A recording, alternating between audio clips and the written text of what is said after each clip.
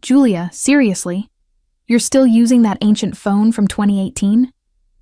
My brother Harrison laughed, holding up his brand new iPhone as we gathered around the Christmas tree in my parents' living room in Portland, Oregon. Look at this thing. It's practically a fossil. My name is Julia Thompson. I'm 28 years old, and for as long as I can remember, I've been the family disappointment.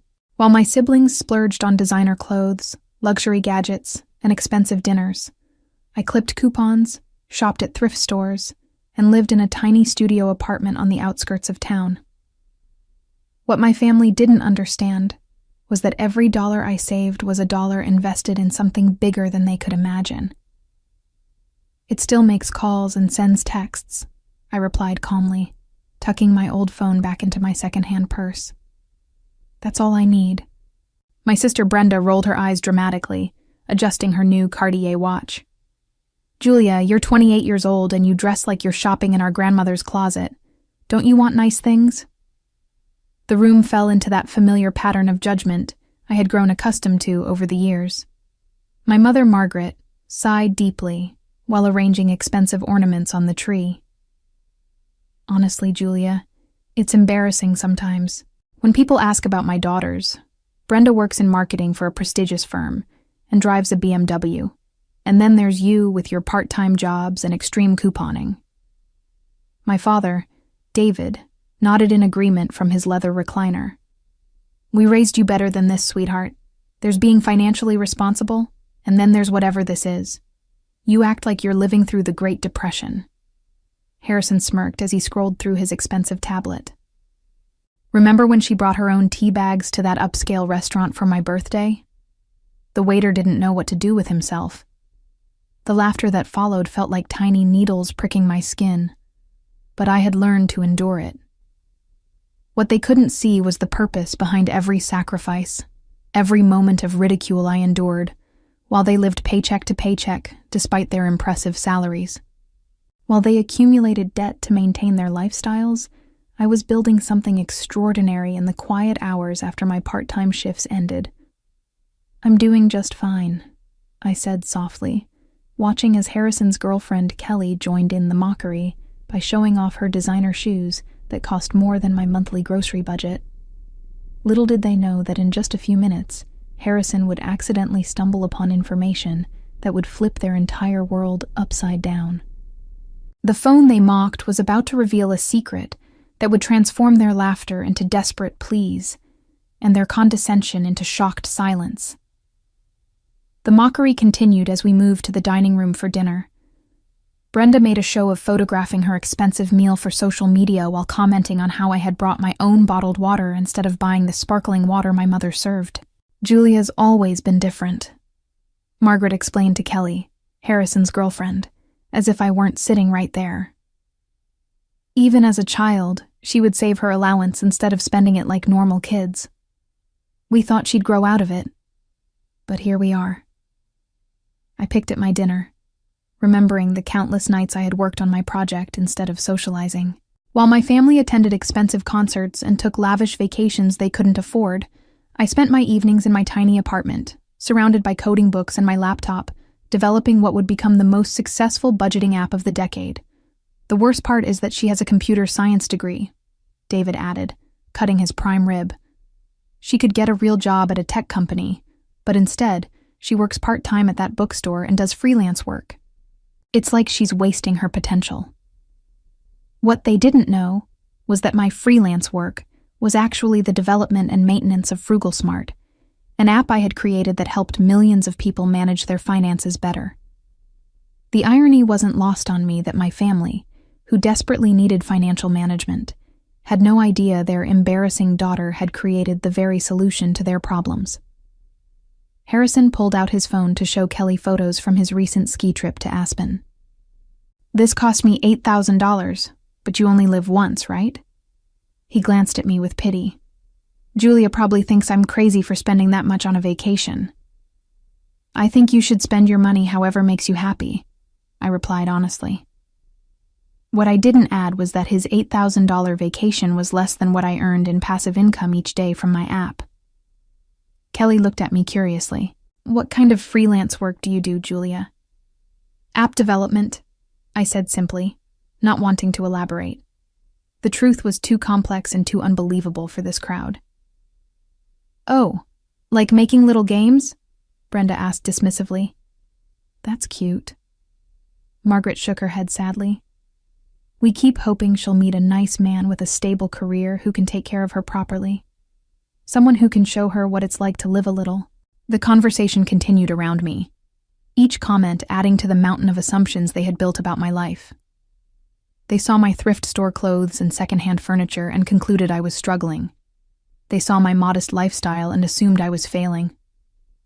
What they couldn't see was the empire I had built from my laptop, one line of code at a time. After dinner, we gathered in the living room to exchange gifts. I watched as my family opened expensive presents they had bought for each other on credit cards they were still paying off from previous year's celebrations. My gifts, while thoughtful, were modest by comparison. Homemade cookies, a book I had found at an estate sale, and a scarf I had knitted myself. These cookies are actually really good, Harrison admitted, taking a third one.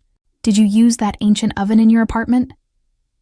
The same one, I nodded, amused by how he couldn't conceive that someone might choose to live simply rather than be forced to by circumstances. As the evening wound down, Harrison excused himself to use the bathroom. My phone, which I had left charging on the kitchen counter, buzzed with notifications. Without thinking, Harrison picked it up, probably intending to hand it to me, but the screen lit up with my banking app still open from earlier, when I had checked my account balance. I watched from the living room as his face went through a series of expressions: confusion, disbelief, and then complete shock. He stared at the screen for a long moment, his mouth slightly open, before looking toward the living room where I sat.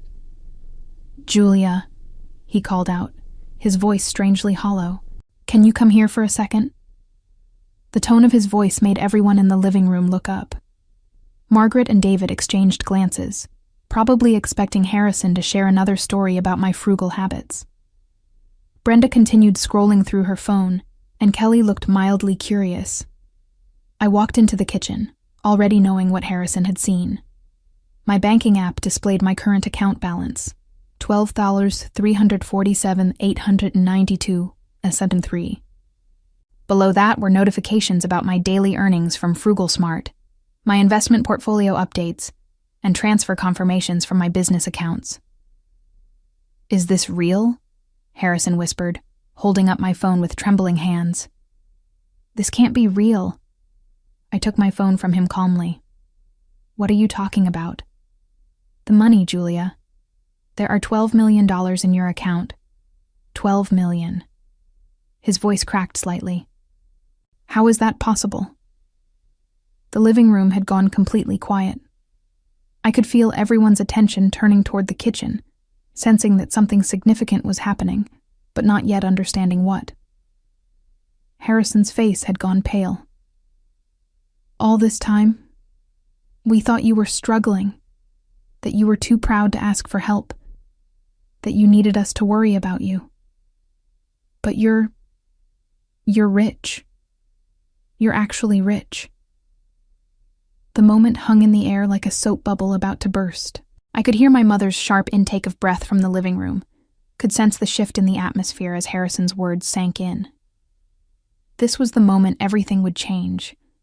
The moment my carefully maintained secret would explode their preconceptions and reveal the truth they never bothered to discover.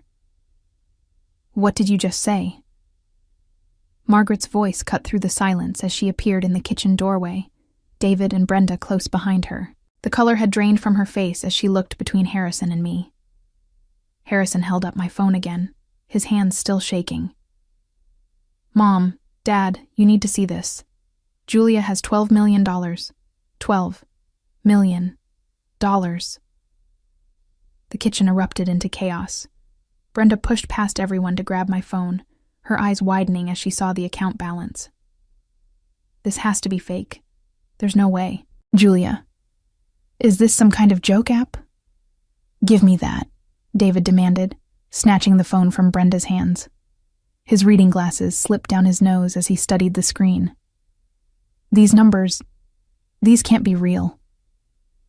I stood calmly in the center of the storm, watching as my family processed information that contradicted everything they believed about me. Margaret gripped the kitchen counter, her knuckles white. Julia, explain this right now. Where did this money come from? I developed an app, I said simply. It's been quite successful. An app? Harrison's voice pitched higher. What kind of app makes $12 million? A budgeting app called Frugal Smart. Maybe you've heard of it. The silence that followed was deafening. I watched as recognition dawned on their faces. Frugal Smart wasn't just any app. It was the app that had been featured on every major financial news show, the one that had disrupted the personal finance industry, the one that celebrities and financial experts recommended. Brenda's mouth fell open. You're telling me that you created Frugal Smart? The app that Oprah talked about? The one that was on the cover of Time magazine? The same one, I confirmed, taking my phone back from David's limp grasp. Margaret stumbled backward, catching herself against the wall. But you live in that tiny apartment. You shop at thrift stores. You clip coupons like some kind of person who understands the value of money, I finished. The app teaches people to live below their means, to save and invest wisely. I practice what I preach. Harrison ran his hands through his hair, pacing in the small kitchen. All this time, while we were giving you advice about getting your life together, you were sitting on $12 million? While you were laughing at my lifestyle choices and calling me an embarrassment, I corrected. Yes. David's businessman facade cracked completely. Julia, honey, if we had known... You would have treated me differently, I interrupted. Which is exactly why I didn't tell you. Kelly, who had been silent through the entire revelation, finally spoke up. So when Harrison spent $8,000 on that ski trip, you could have paid for it without even noticing? I nodded. I make more than that in daily passive income from the app. The room fell silent again as the implications sank in. Every joke about my old phone, every comment about my thrift store clothes, every expression of pity for my supposed financial situation, all of it had been based on complete ignorance of my actual circumstances. Brenda's expression shifted from shock to something calculating. Julia, this changes everything. We're family. Families should support each other. I raised an eyebrow. Support each other? Like how you supported me when you called my lifestyle embarrassing at every family gathering? That was different, Margaret said quickly, her tone becoming wheedling. We were just concerned about you. We wanted what was best for you. What's best for me apparently wasn't good enough for you, I replied, until you found out it came with a bank balance you approved of. The transformation in my family's behavior was immediate and nauseating to watch. Within minutes of discovering my wealth, the same people who had spent years mocking my choices were suddenly full of praise and newfangled concern. You know what, Julia? I always admired your discipline, David said, his voice taking on a tone I had never heard before. Your mother and I were just saying the other day how smart you were to live so modestly. I almost laughed at the blatant lie. Really? Because 30 minutes ago you said my lifestyle was embarrassing. Margaret jumped in quickly. We were just worried about you, sweetheart. We thought you were struggling and we didn't know how to help without hurting your pride. My pride? I repeated incredulously. You thought calling me an embarrassment in front of strangers was protecting my pride? Harrison, who had been suspiciously quiet, suddenly perked up. Julia, I've actually been working on this amazing business idea. It's a social media platform for extreme sports enthusiasts.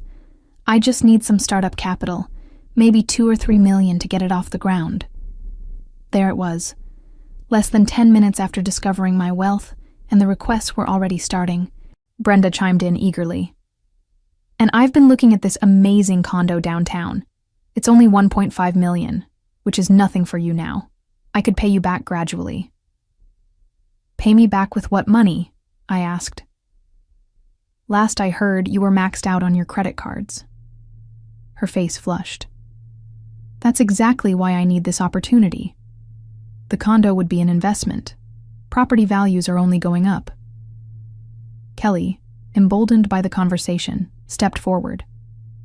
Julia, I don't know if Harrison mentioned it, but we've been talking about getting married. A small wedding would be nice. Maybe something in Tuscany. I've seen venues there for around $300,000. You want me to pay for your wedding? I asked, turning to look at Harrison. The same brother who just 20 minutes ago was making fun of my phone? Harrison had the grace to look slightly ashamed. Look, I'm sorry about that. I didn't understand what you were doing. But now that I do, we should support each other's dreams, right? Margaret nodded enthusiastically. Family money should be family money. That's how these things work. You can't just keep it all to yourself. The audacity was breathtaking. I looked around at these people who had spent years making me feel small and inadequate, who had pitied me and patronized me, and who were now standing in my parents' kitchen with their hands out like I owed them something. Let me understand this correctly, I said slowly. Yesterday, my lifestyle was so embarrassing that you apologized to strangers for my behavior. Today, you want me to fund your dreams with the money I earned from that same embarrassing lifestyle. David stepped forward with his most paternal expression. Julia, we're your family. Everything we have, we share. That's what family means. Everything you have? I laughed. What exactly are you offering to share with me? Your debt? Your financial stress? Your inability to live within your means? That's not fair, Brenda protested. We work hard for our money. And I didn't work hard for mine? I asked. You think $12 million just appeared in my account by magic? You think I built a successful company by accident while you all assumed I was failing? The kitchen had become a battlefield, with my family on one side demanding access to wealth they had just discovered, and me on the other side, finally seeing them clearly for who they really were. The confrontation reached a boiling point when my extended family arrived. Word had apparently spread quickly through our family network, because within an hour, my parents' house was full of relatives I hadn't seen in months, all suddenly very interested in my well-being. Uncle Robert, who had always treated me like the family failure, was now patting me on the back and calling me kiddo, like we had always been close. Julia, I've got this fantastic investment opportunity in renewable energy. It's a sure thing, and I know you'd want to get in on the ground floor. Cousin Patricia, who had made snide comments about my thrift store wardrobe at the last family reunion, was now gushing about how authentic and grounded I was. I've always said you were the smartest one in the family. I have this online boutique that just needs a little capital injection to really take off. My grandmother, who had arrived in what must have been record time, sat me down on the couch and took my hands in hers. Julia, dear, I'm so proud of you. I always knew you were special. Now, your grandfather and I have been struggling a bit with the medical bills, and I was wondering... I stood up abruptly, unable to listen to another word. The living room was packed with family members, all with their own sob stories and business plans, all suddenly treating me like the golden child they had never seen me as before. Enough, I said loudly, cutting through the chatter. All of you, just stop. The room fell silent, all eyes on me. 6 months ago, at Brenda's birthday party, half of you made jokes about my poverty mindset. Uncle Robert, you told people I was wasting my computer science degree. Patricia, you asked Mom if I needed help buying real clothes. Grandma, you suggested I was too stubborn to accept help from the family. I looked around the room at their suddenly uncomfortable faces. Not one of you bothered to ask what I was actually doing with my life. Not one of you considered that maybe, just maybe, I knew what I was doing. You all assumed that, because I didn't live the way you thought I should, I must be failing. Margaret tried to interrupt. Julia, honey, I'm not finished, I said firmly. Now, in the span of 2 hours, you've asked me for $17 million collectively. Harrison wants money for a business he hasn't even researched properly. Brenda wants a condo she can't afford. Kelly wants a wedding in Italy for a relationship that's 6 months old. Uncle Robert wants to invest in renewable energy despite knowing nothing about the industry. Patricia thinks I should fund her boutique that's already failing. The silence was deafening. Here's what's really interesting, I continued. Not one of you has apologized for years of treating me like I was an embarrassment to the family. Not one of you has acknowledged that your judgment was completely wrong. Instead, you've decided that now that I have money, I owe it to you. David stood up, his face red with frustration. Julia, we're your family.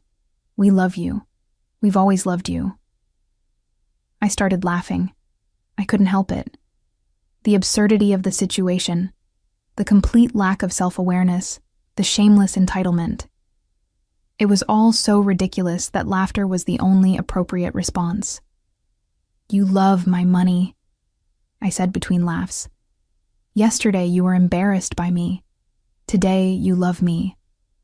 The only thing that changed was a number in my bank account. Harrison stepped forward, desperation creeping into his voice. Julia, come on. We can work this out. We're sorry if we hurt your feelings. But we're family. This is what families do for each other. My laughter stopped abruptly. No, Harrison. This is what you want families to do for you. I looked around the crowded living room, at faces that had transformed from mockery to greed in the span of 2 hours. The same people who had spent years making me feel small and inadequate were now staring at me with naked desperation, their hands metaphorically extended, waiting for me to solve problems they had created through their own financial irresponsibility. You know what the funniest part is? I said, my voice cutting through the tense silence. Every single one of you needs my help because you've made terrible financial decisions. Harrison, you've blown through 3 jobs in 2 years because you keep taking expensive vacations instead of focusing on your career. Brenda, you're drowning in credit card debt because you buy designer clothes to post on Instagram. Mom and Dad, you're approaching retirement with almost nothing saved because you've spent decades trying to keep up with your neighbors. I watched their faces as the truth hit home. I created an app that teaches people to avoid exactly the mistakes you've all made. And instead of learning from it, instead of asking for advice, you mocked me for living the lifestyle that made my success possible. Margaret's voice was pleading now. Julia, we made mistakes. We can admit that. But family forgives. Family helps each other. Family respects each other, I shot back. Family doesn't spend years tearing someone down and then expect a bailout when it's convenient. I walked to the front door and opened it wide. The December air rushed in, carrying with it the scent of snow and the promise of a fresh start. Here's my final answer to all of your requests, I said, turning back to face the room full of shocked relatives. No. No to the business investments, no to the condo, no to the wedding, no to the medical bills, and no to every other hand you're going to stick out. You can't be serious, Harrison said, his voice cracking. Dead serious. The same determination you all mocked is the same determination that's going to keep my money exactly where it is, with the person who earned it. The explosion of outrage was immediate and predictable. This is ridiculous, Uncle Robert shouted, his face turning purple. You can't just hoard wealth while your family struggles. Watch me, I replied calmly. Brenda burst into tears, though I suspected they were more manipulative than genuine. Julia, I'm your sister. How can you just abandon me? The same way you abandoned me every time someone asked about your embarrassing sister, I answered. Harrison made one last desperate attempt. Julia, if you do this, you'll regret it. Family is all we have. Money doesn't last forever. I smiled at him, the same brother who had made fun of my phone just hours earlier. You're right, Harrison. Family is all we have, which is why it's so important to choose wisely. The implications of my words hung in the air. I wasn't just refusing their requests. I was cutting them off entirely. "You're making a huge mistake," David said, his voice cold with anger. "We won't forget this." "Good," I replied. "I hope you remember it every time you're tempted to judge someone based on their appearance or lifestyle choices." Patricia tried a different approach. "Julia, think about what your success could mean for the whole family. We could all be better together." "We could have been better all along," I said. "But you chose mockery over support, judgment over curiosity, and assumptions over actual conversation. That was your choice. This is mine." I gestured toward the open door. "I have work to do. My app won't manage itself, and unlike some people, I believe in earning what I have." One by one, they filed out, their faces showing various combinations of shock, anger, and disbelief. Harrison was the last to leave, pausing at the door to look back at me. "This isn't over, Julia." "Yes," I said, closing the door firmly behind him. "It is." In the months that followed, my family faced the harsh consequences of their years of poor financial decisions and cruel treatment. Harrison's attempt to launch his extreme sports social media platform failed spectacularly when investors realized he had no actual business plan beyond people like extreme sports. He burned through his remaining savings trying to convince venture capitalists to fund his half-baked idea, ultimately having to move back in with our parents when he couldn't make rent. Brenda's financial situation deteriorated rapidly without the bailout she had expected, forcing her to declare bankruptcy and move into a studio apartment while working 2 part-time jobs to pay off her massive credit card debt. Margaret and David discovered that their retirement dreams were impossible without my financial support, requiring them to continue working well into their 70s while watching their friends enjoy the golden years they had assumed my money would provide. The extended family members who had shown up with their hands out found themselves dealing with their own financial crises without the safety net they had taken for granted, learning too late that entitlement and poor planning make for a toxic combination. As I sat in my home office that evening, surrounded by the same modest furnishings that had once been a source of family shame, I reflected on how their mockery had ultimately strengthened my resolve and sharpened my focus on what truly mattered. The revenge wasn't in denying them money. It was in proving that the lifestyle they had ridiculed was actually the foundation of genuine success and happiness.